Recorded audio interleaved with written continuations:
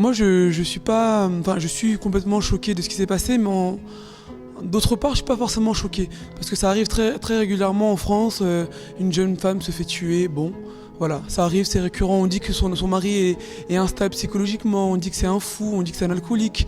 On dit que c'est un drogué. Il y a toujours une raison. Mais quand c'est au Mali, c'est choquant parce que la femme est jeune et parce que on tue. On tue avec. Enfin, elle s'est fait tirer à bout portant 2 balles dans la tête. Ça choque au Mali. Pourquoi ça choque au Mali? Et pourquoi ça ne choque pas à la fois? Ce qui est désolant, ce que moi je trouve désolant, c'est que malheureusement, tout le monde a été choqué. Mais dans une semaine, ce sera oublié.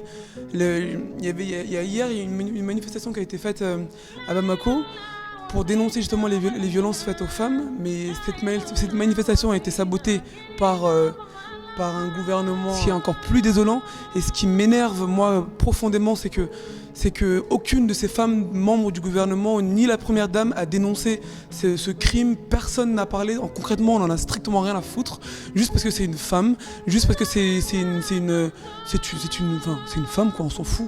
Et tout simplement parce qu'elle n'est pas membre de telle famille, elle n'est pas membre de telle élite, elle n'est pas membre de l'élite, et parce que c'est pas une vedette. Hein. Si ça aurait été je ne sais qui, une star malienne qui aurait été bousculée, où on a entendu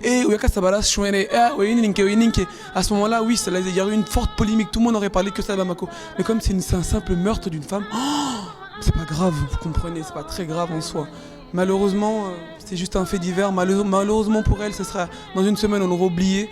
Et c'est à nous aujourd'hui de faire en sorte qu'on n'oublie pas. C'est à nous de faire en sorte que ces enfants puissent grandir convenablement. C'est à nous de faire en sorte que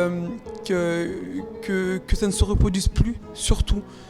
Et qu'il faut sensibiliser, comme disait MKC juste avant moi, il faut juste sensibiliser la femme, pas seulement la femme, l'homme. Il faut que les femmes comprennent que un homme qui lève la main sur elle, c'est pas normal.